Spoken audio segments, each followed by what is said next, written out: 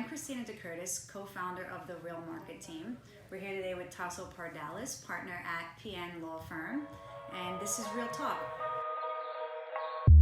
Today we're going to talk about the importance of having an attorney as it relates to real estate. Why do you need an attorney? In New York City, brokers and title companies are not allowed to draft contracts as they do in most of the country. It's very important that you have an attorney, number one, because it's either you drafting or the attorney, but also because the complexities and the intricacies of purchasing and selling real estate in New York City are so vast, and the market has gone so high that it's not safe to do so without an attorney at this point. Can you elaborate a little bit more on the types of services that you would provide? The first step, once you've hired an attorney, is that we would provide and begin the due diligence. And in the due diligence, what that means very often if you're buying an apartment is we would immediately run out and schedule a meeting or a visit with the management of the building or the building itself, and we begin reviewing the financials of the building to make sure that the financials are healthy, and that you're not buying a building that has, or an apartment where the building has a ton of debt.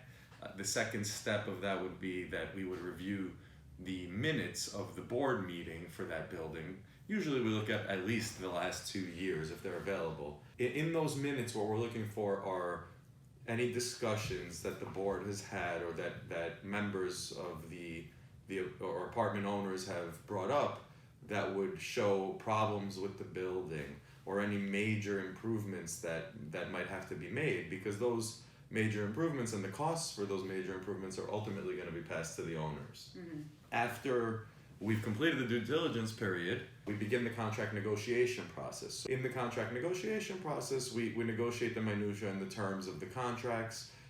We are generally competing with the other attorney on the deal for terms that are beneficial to our client. Once the contract has come to a full negotiation, both parties execute, a down payment is provided, and we go to the next stage, which is very often financing. Whether you're representing a seller or buyer, you want to make sure that the financing is in place, that safe financing is in place. You've built in terms into the contract that protect in the event a lender pulls out of a deal, either party cannot go through with the deal. What happens to the down payment? What happens to that lender? After you've gone on with the financing, our job is to clear title. Clearing title is basically making sure that there's nothing different in the property than what was bargained for. And that's something that both seller and purchaser want. Nobody wants to give a defective property. Nobody wants to get one, because that just leads to litigation. And so the real job of the attorney is actually providing clear title. In New York, providing clear title is much more complex than outside, and so the attorney is essential to the process. I want to point out that most people don't realize that there's two parts to negotiating a real estate transaction. So the first part is done by us, the real estate brokers, where we're negotiating really price, possibly talking about closing date, but the other part of negotiations revolves solely around the contract. So contingencies and things of that nature, language. You might have a situation that's specific to you as a buyer that you need protections written in because of that situation. The only person that can negotiate the language within the contract and those terms is an attorney. So it's very important. I also want to point out, this is why it's very important to actually use an attorney with a real estate focus when you're picking someone, whether that be to represent you as the seller, as the buyer of a resale, or new construction. I'd say even more so with new construction, because there's so many other elements to consider with the offering plan and it being a brand new building. There's so many other risks to you as a purchaser that it is essential that you use an attorney with a focus on real estate.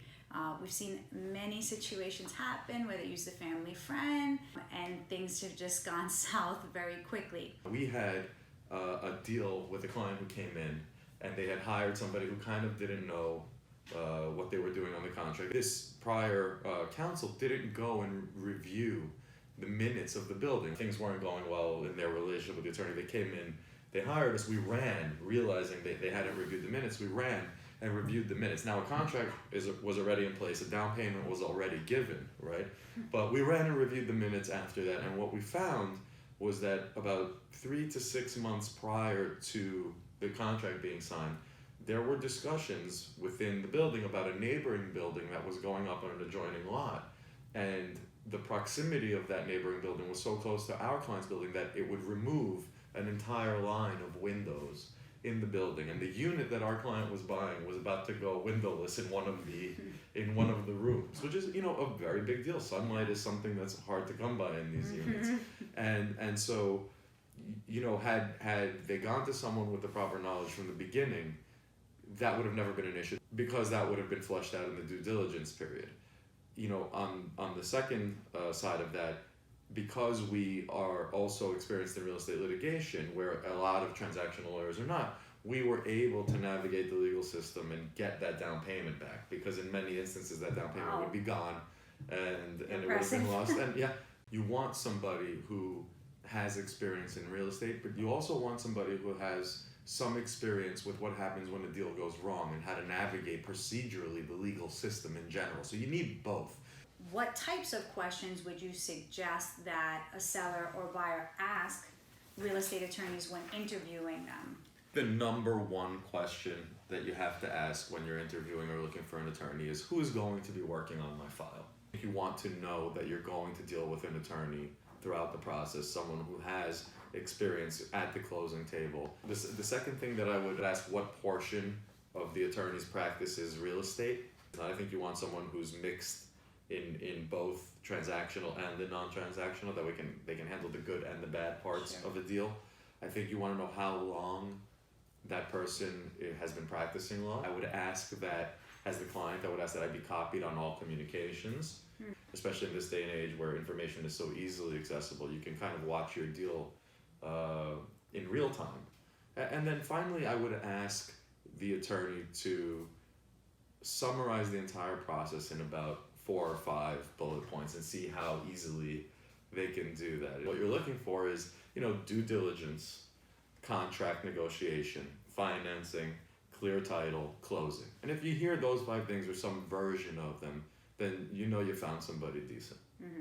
I would say Tasso is one of the best that we work with. Try. We've been working with him for many years. I've been doing this for 11 years. I think I've been working with him for just about as long. So if someone wants to reach you for your real estate services, or maybe for some other aspect of law that you work in, what is the best way to reach out to you guys? Sure. So we have offices in both Manhattan and in Queens and Astoria.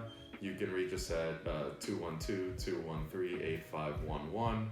Our website is www.pnlawyers.com, and we are PN Lawyers on Instagram. We'll be happy to hear from everyone. Thank you. This was awesome. Great. Exceptional information from Tasso.